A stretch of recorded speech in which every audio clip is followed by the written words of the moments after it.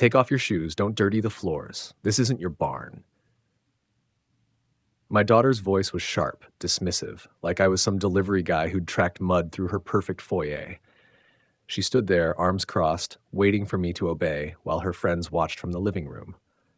I looked at her for a long moment. This girl I'd raised, sacrificed for, loved unconditionally. Now speaking to me like I was nothing. I bent down and quietly unlaced my boots, set them neatly by the door. She was still smiling when I walked in. That didn't last long. Before we continue, please subscribe to stay updated on our latest stories and feel free to share your thoughts in the comments. The car doors slammed shut in unison, echoing off the pristine driveway. I hefted the bags from the trunk, expensive wine, gourmet cheese, flowers for the new house, everything I'd carefully selected for my daughter's special day. Dad, let me help you with those. She appeared at my side, reaching for one of the bags. I've got them, honey. You go enjoy your big day. David locked the car, surveying their property with obvious satisfaction. Their friends emerged from their vehicles, chatting excitedly about the house, the neighborhood, the accomplishment. As we walked toward the entrance, I couldn't help but offer some observations. Beautiful house, though you might want to consider getting some motion sensor lights for the walkway. Security is important in neighborhoods like this. My daughter glanced at David. A quick look I almost missed. We have a security system, Dad, she said. It's all handled. Of course, but exterior lighting is different. I could install some for you next weekend, no problem. We're good. David's voice was polite but firm. We've got a contractor for that stuff. I nodded, shifting the bags as we reached the front door. Their friends clustered around, admiring the landscaping, the architectural details. The craftsmanship on this brickwork is impressive, I said, running my hand along the wall. Though those oak trees are going to need trimming in a few years, gets expensive if you let them overgrow near the power lines. Dad, my daughter's tone had shifted slightly. We know.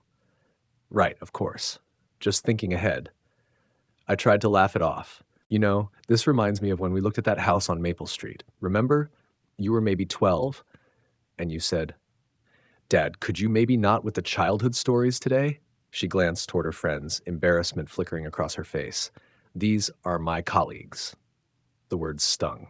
Oh, sure. Sorry. David was already unlocking the door, and everyone moved toward the entrance. I handed the bags to my daughter. Here, take these. I forgot something in the car.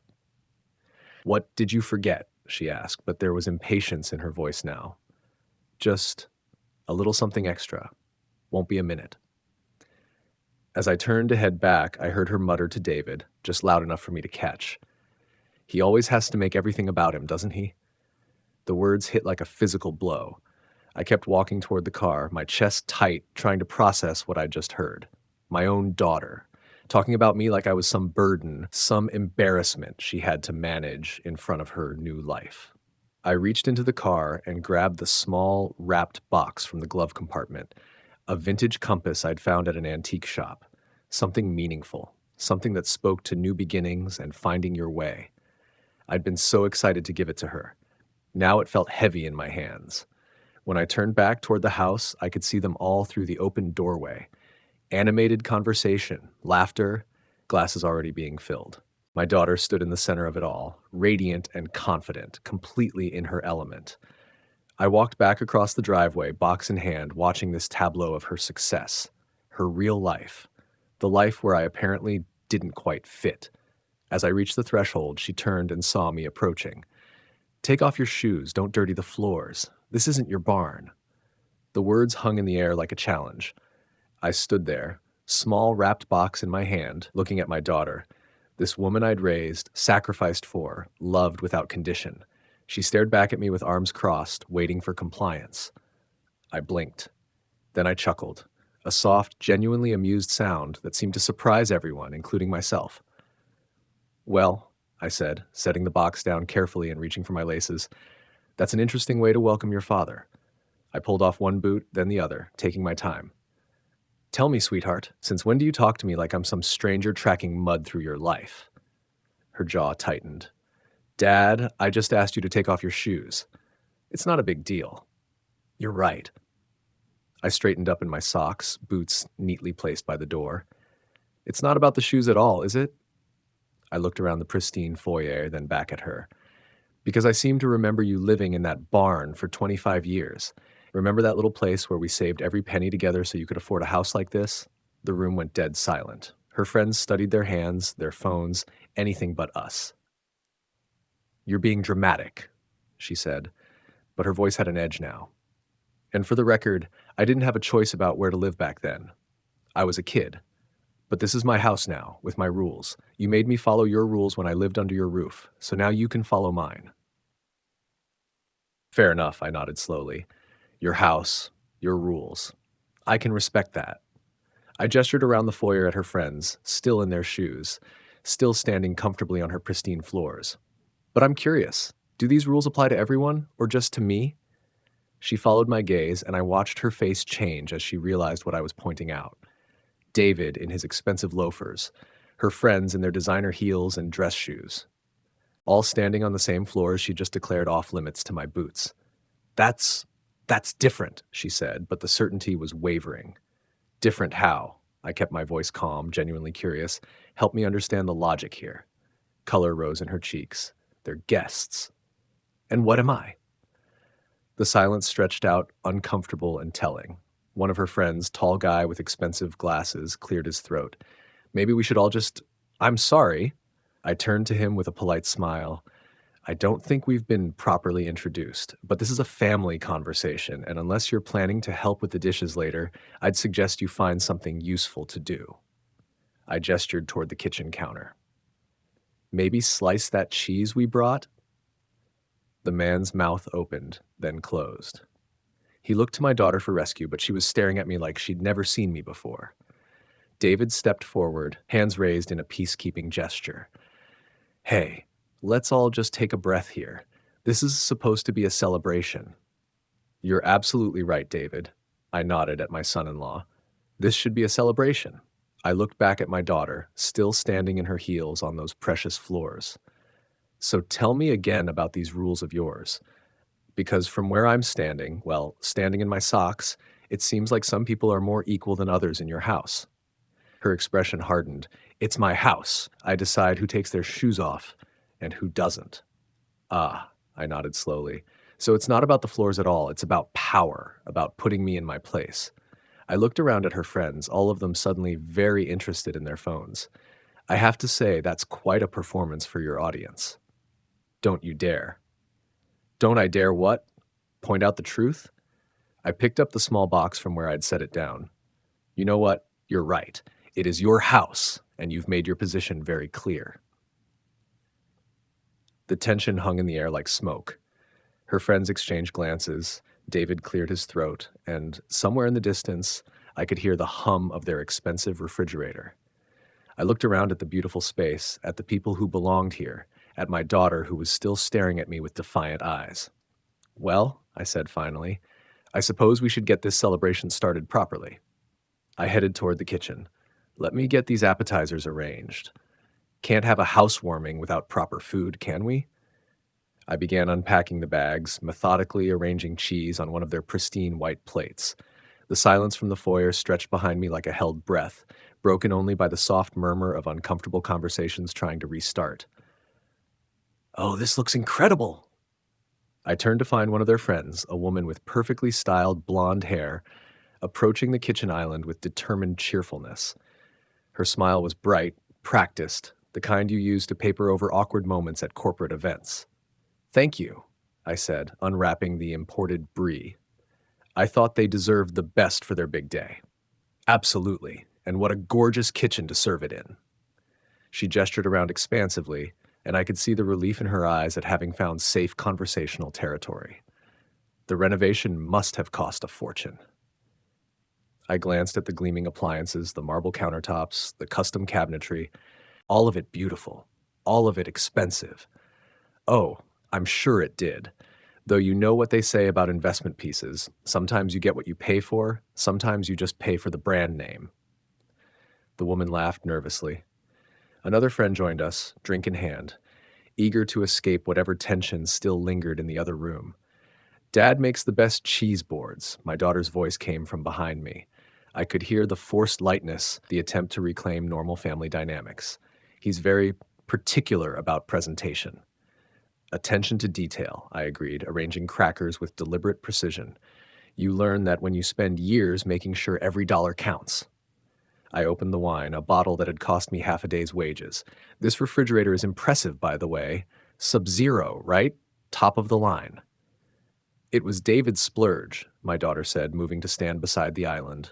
I could feel her watching my hands as I worked. Smart investment, I nodded, pouring wine into their crystal glasses.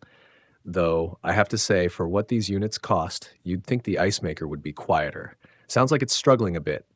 Might need the filters checked. Common issue with this model. The blonde woman looked confused. It sounds fine to me.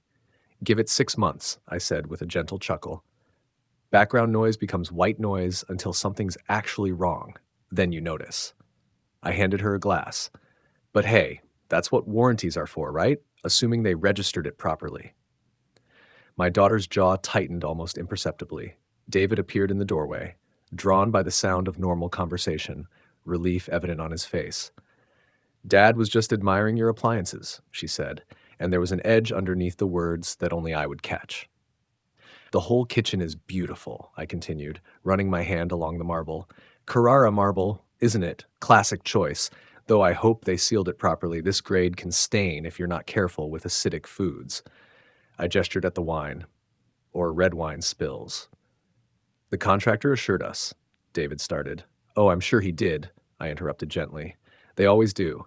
It's just that some of these installation crews, well, I shrugged. You hope they take the same care with details that you would in your own home. Another couple had drifted into the kitchen now, drawn by the promise of food and wine and normal conversation. The space was filling with people desperate to pretend the last 10 minutes hadn't happened. The cabinets are gorgeous too, one of them offered. Custom? Semi-custom, my daughter said quickly. From a showroom downtown. Ah, yes, I can tell. I opened another bottle, the cork coming free with a soft pop.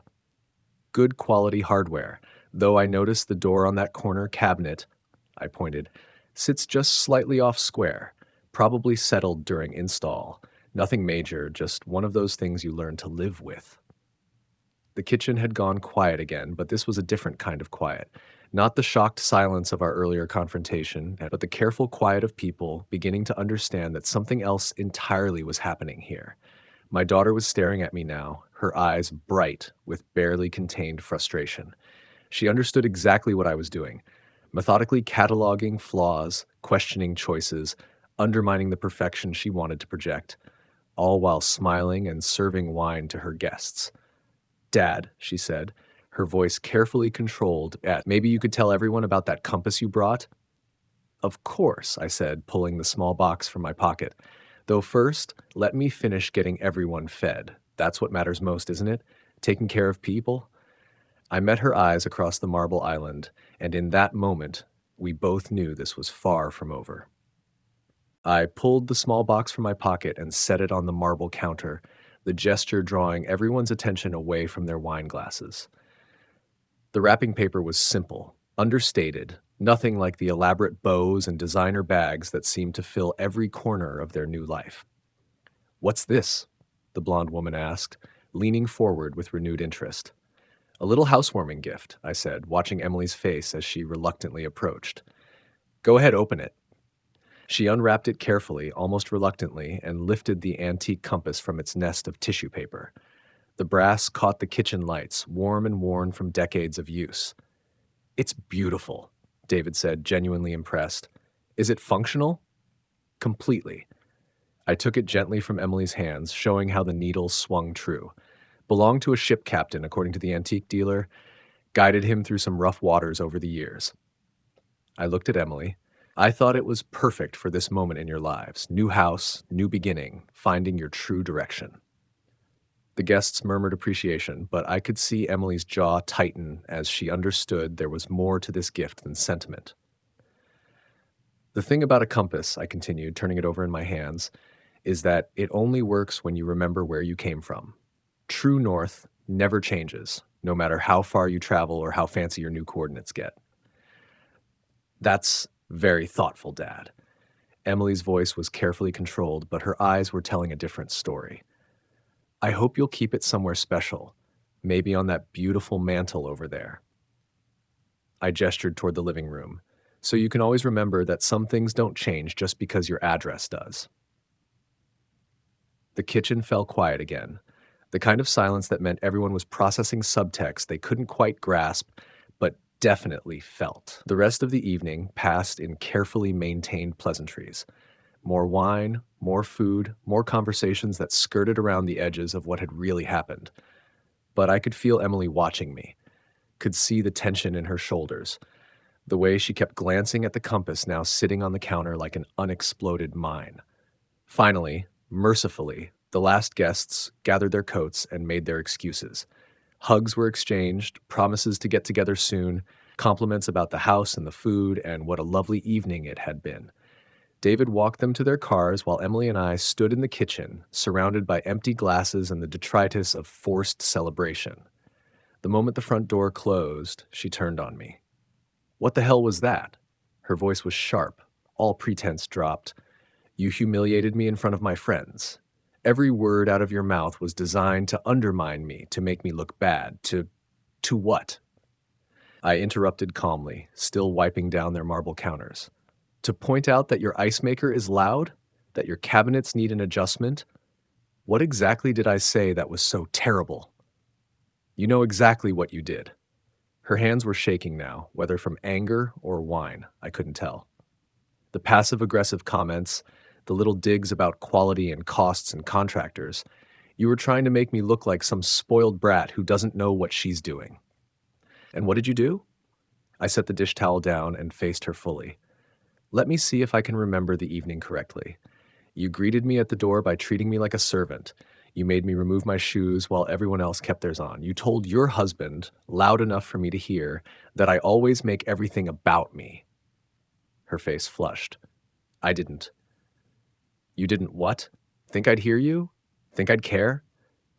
I stepped closer, and for the first time all evening, I let some of the real emotion show. Let me tell you what I didn't do, Emily. I didn't mention that it was my $25,000 that made your down payment possible. I didn't tell your friends that the mortgage is in my name because your credit wasn't good enough. I didn't explain how I worked double shifts for 6 months to make sure you'd qualify for this loan. She opened her mouth, but I wasn't finished. I didn't point out that I've been making half the payments since you moved in because David's promotion hasn't come through yet. I didn't share how you called me crying 3 months ago because you couldn't afford the property taxes.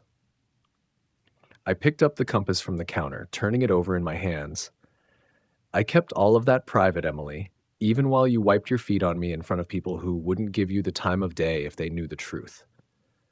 The kitchen was silent except for the sound of that expensive ice maker cycling through its loud, imperfect rhythm. I gave you respect tonight. I continued quietly. I let you play hostess in your beautiful house with your successful friends. All I asked for in return was to be treated like your father instead of your hired help. I set the compass down in front of her, but apparently a little bit of power went straight to your head. Emily stared at the compass, then at me, and I could see her mind working, trying to find a way to regain the high ground she'd thought she held. The balance of power had shifted, and we both knew it. For a moment, Emily just stared at me, the weight of financial reality settling over her perfect kitchen like a heavy blanket. Then something snapped. "You think you can hold that over me forever?" Her voice rose, shrill and desperate. "You think because you gave me money, you own me? That you can humiliate me in my own house and I should just take it? Emily, no." She slammed her hand on the marble counter, making the wine glasses jump. "I'm done with this guilt trip bullshit. You were supposed to help me. You're my father. That's what fathers do. They sacrifice for their children. You don't get credit for doing what you were supposed to do." I watched her unraveling, this woman who'd been so composed and controlled in front of her friends. The mask was coming off completely now. "And the money?" She laughed, but it was an ugly sound. "Please. You act like you handed me $25,000 in cash. It was your house, your equity. Money you never would have had if you hadn't gotten lucky with that dump of a property. You didn't sacrifice anything. You just moved paper around." Emily, that's not. It's not what? Not true? You want to talk about truth? Her eyes were bright with something dangerous now. The truth is, you're a mediocre contractor who peaked 20 years ago. The truth is, you needed to feel important, needed to be the big hero daddy, so you stuck your nose into our business. And now you think that gives you the right to come into my home and... What's going on in here? David's voice cut through her tirade. He stood in the doorway, keys still in his hand, looking between us with growing alarm. The last guests must have taken longer to leave than I'd thought. Nothing, Emily said quickly, but her face was flushed, her voice still pitched too high. Dad was just leaving. Actually, I wasn't. I kept my voice calm, watching David process the tension in the room. We were discussing some financial arrangements. Financial arrangements? David looked confused. What financial arrangements? Emily shot me a warning look, but I was past caring about her comfort now. The mortgage payments I've been making, I said simply. The ones that have kept you current for the past 6 months. David's face went white. What mortgage payments? Don't, Emily hissed. Don't you dare. But I could see the understanding dawning in David's eyes as he looked from me to his wife, pieces clicking into place. Emily, David said slowly, what is he talking about? It doesn't matter, she whirled on him, fury redirected. It doesn't matter because it's your fault he has any power over us at all. You're the one who can't handle your responsibilities. You're the one who promised me we could afford this place and then couldn't deliver. David stepped back as if she'd slapped him. Emily, no, I'm tired of making excuses for you. I'm tired of calling my father behind your back because you can't step up and be a man. I'm tired of pretending everything's fine when you're the reason we're in this mess. The kitchen fell silent except for her ragged breathing. David stood frozen, and I could see the exact moment his world shifted when he realized the woman he'd married was capable of this level of cruelty. Emily, he said quietly, that's enough. Enough? She laughed again, that same ugly sound. Oh, now you want to be the man of the house? Now you want to stand up? Where was this when we needed the mortgage payments? Where was this when... Stop. David's voice was firm now, and I saw something in his face that reminded me why I'd liked him when they first started dating. Just stop. But Emily was past listening. She turned back to me, eyes blazing. You want to know what I think? I think you should leave. This is my house, and I want you out. And if you don't like it, maybe you should think about whether you really want to be part of this family anymore. The threat hung in the air between us. She was trying to use the ultimate weapon, cutting me off from her, from any future grandchildren, from the life I'd helped build. I looked at her, really looked at her, and saw a stranger. Not the little girl who used to fall asleep in my lap, not the young woman I'd been so proud to walk down the aisle, just someone who'd gotten drunk on a small taste of power and forgotten where she came from. You know what, Emily? I picked up the compass from the counter, turning it over in my hands one last time.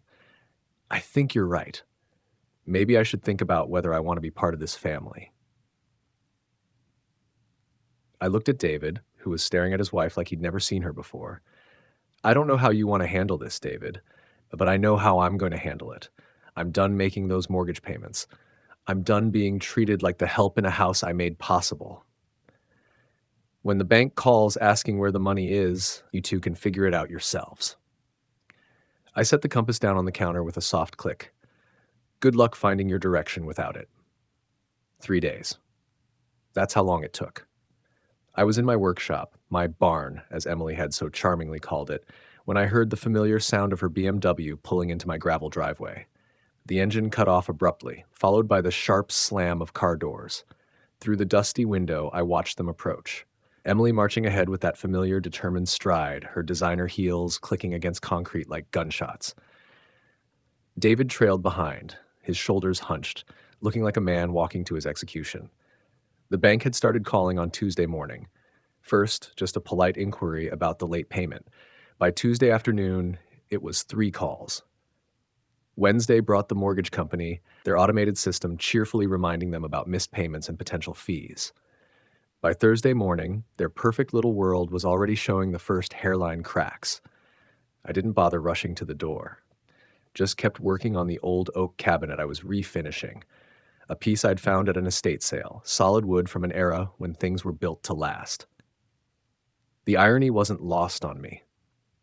My hands moved steadily with the sandpaper, following the grain, as Emily's sharp knocking escalated to full-blown pounding.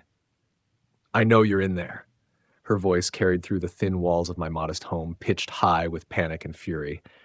"Open this damn door. We need to talk." The sound of her cursing, something she'd never done as a child, made me pause. I set down the sandpaper, brushing the dust from my hands, and walked slowly through the house I'd built with my own labor 30 years ago. The house where she'd taken her first steps, spoken her first words, cried over her first broken heart. The house that had apparently become nothing more than a barn the moment she found something shinier. I opened the door to find her red-faced and trembling, her carefully styled hair slightly disheveled, her makeup smudged around her eyes. Behind her, David stood with his hands shoved deep in his pockets, unable to meet my gaze. "How could you do this to me?" The words exploded out of her before I'd even fully opened the door. "The bank has called 17 times since Tuesday. 17! They're talking about acceleration clauses and default notices and foreclosure proceedings. You said you'd help with the payments." I leaned against the doorframe, studying this woman who used to be my little girl. The panic in her eyes was real, but so was the entitlement. Even in crisis, even when her world was crumbling, she still believed she was owed something. "I said I had been making the payments," I corrected, my voice deliberately calm. Past tense. "That arrangement ended the moment you decided to treat me like hired help in the house those payments made possible. But we had an understanding." Her voice cracked, and for a moment I glimpsed the fear underneath the anger. You can't just abandon us like this." "No, Emily. You had assumptions. I had a daughter who used to show me respect." I looked past her to David, who was studying the cracked concrete of my driveway like it held the secrets of the universe. "Come inside. Both of you. The neighbors don't need to hear this." They followed me into my living room. Simple, unfashionable, but honest. The same room where Emily had built pillow forts and practiced violin recitals, where she'd cried when boys broke her heart and celebrated when she got into college. The worn leather couch still bore the indent from all those nights she'd fallen asleep watching old movies with me, her head on my shoulder, trusting and safe. Now she looked around the space like she was seeing it through her friend's eyes. The outdated furniture, the mismatched lamps, the absence of marble countertops and designer fixtures. "This is absolutely insane," she said, beginning to pace in the small space like a caged animal. "You're destroying my entire life over what? Your wounded pride? Because I asked you to take off your muddy boots in my house?" "Emily." David's voice was quiet, but there was something new in it, something I hadn't heard before. "I think there might have been more to it than shoes." She whirled on him, eyes blazing. "Don't you dare start with me. This is your fault, too. If you could actually handle your responsibilities like a man, if you could provide for your wife the way you promised, we wouldn't need his help at all." The words hit David like a physical blow. I watched him flinch, watched his face go pale, and felt a surge of something protective. Whatever my issues with Emily, David had always been decent to me. Kind, respectful, genuine in his affection for my daughter. "Emily." David's voice was sharper than I'd ever heard it, and she must have heard the change too because she stopped pacing. "That's enough." "Enough?" She laughed, but it was brittle, desperate. "I'm about to lose everything. My house, my reputation, my entire life, because my father is having a middle-aged temper tantrum, and you think I should just calm down?" "Actually," David said, and I watched him straighten his shoulders, finding some backbone I didn't know he possessed. "I think I need some answers. From both of you." His eyes found mine, steady now. "How much money have you been giving us? Because Emily told me her salary was covering most of our major expenses." The color drained from Emily's face so quickly I thought she might faint. "David, this isn't." "No." His voice cut through her protests like a blade. "I want to know. I've been lying awake at night for months, wondering how we could afford that house on our combined income. I've been wondering why you never seemed stressed about money when I was losing sleep over our budget, wondering if I was failing as a provider." He turned to look at his wife, and I could see the hurt radiating from him. So tell me, what exactly have you been lying to me about? Emily opened and closed her mouth several times, looking between us like a trapped animal. The silence stretched out, heavy with unspoken truths, until I realized she wasn't going to answer. The down payment was $25,000 from the equity in this house, I said finally, each word carefully measured. The mortgage is in my name because her credit history wasn't sufficient for the loan amount. I've been making approximately half of your monthly payments for the past 6 months. I also covered the property tax bill when it came due in December, and I paid for the new roof repair after that storm in February. David sat down heavily on my old couch, the leather creaking under his weight. He put his head in his hands and his voice came out muffled. 6 months. You've been lying to me for 6 months. I was protecting you. And Emily's voice climbed to a near shriek. I was protecting our marriage. You were already stressed about work, about the promotion that kept getting delayed, about money. I didn't want you to feel like a complete failure. So instead, you let me feel crazy for worrying about bills we supposedly couldn't afford. David looked up, and I could see the betrayal written across his features. You let me think I was paranoid, that I was being unreasonable when I said we were living beyond our means. David, please, you have to understand. How much? He looked directly at me, ignoring her pleas. Total. How much money are we talking about? I did the quick calculation in my head, adding up months of mortgage payments, the down payment, the taxes, the repairs, including everything, close to $60,000. The number seemed to echo in the small room. David made a sound like he'd been punched, and Emily went completely still. 60,000, David repeated slowly. $60,000 that you never mentioned, that you actively hid from me. He looked at his wife with something approaching wonder. Do you have any idea what that knowledge would have meant to me? Do you understand how many nights I lay awake thinking I was failing you? Emily looked between us desperately, and I could practically see her mind racing, trying to find an angle, a way to regain control of a situation that was spiraling beyond her reach. Fine, she said suddenly, her voice turning cold and sharp as winter wind. You want to destroy my life over this? Go ahead, but don't think for 1 second that there won't be consequences.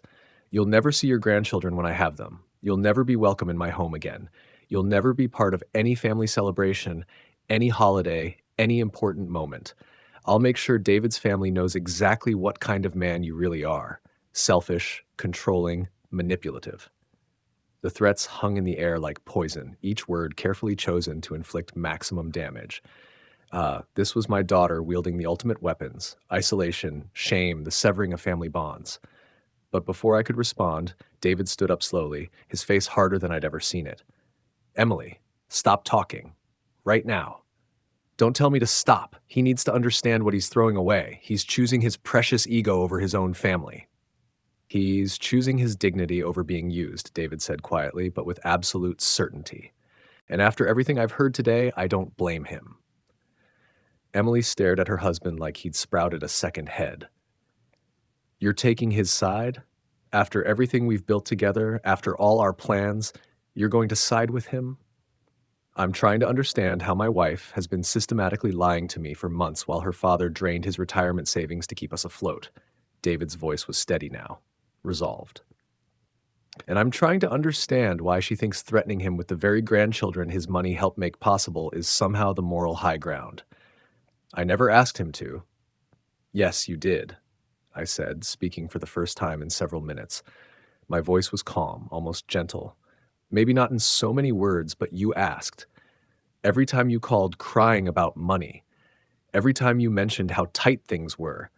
Every time you let me believe that helping you was what a good father does.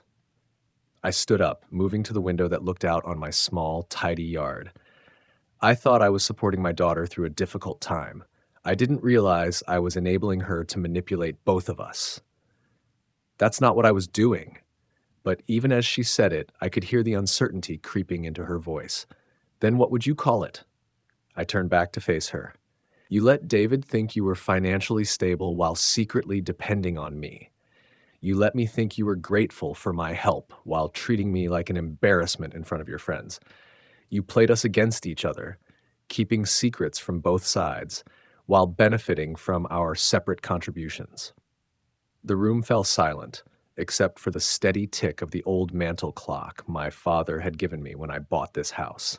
Emily looked around the space, really looked at it, and I wondered if she was remembering the life we'd shared here. The Christmas mornings, the birthday parties, the quiet evenings when it had just been the two of us against the world. I never meant for it to be, she started, but the words died in her throat. Yes, you did, I said, not unkindly. You meant every word you said and every choice you made. The only question now is, what happens next? David was staring at his wife with an expression I recognized all too well. It was the same look I'd worn 3 nights ago in their kitchen. The moment when you realize the person you love has become someone you don't know at all. Emily, he said, his voice barely above a whisper. Who are you? Because the woman I married wouldn't have done any of this. Emily opened her mouth, closed it, then opened it again. For the first time in years, I watched my daughter struggle to find words.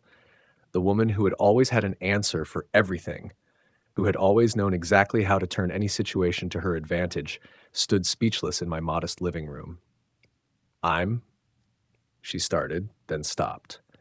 Her eyes darted around the room, taking in the worn furniture, the simple decorations, the evidence of a life lived without pretense.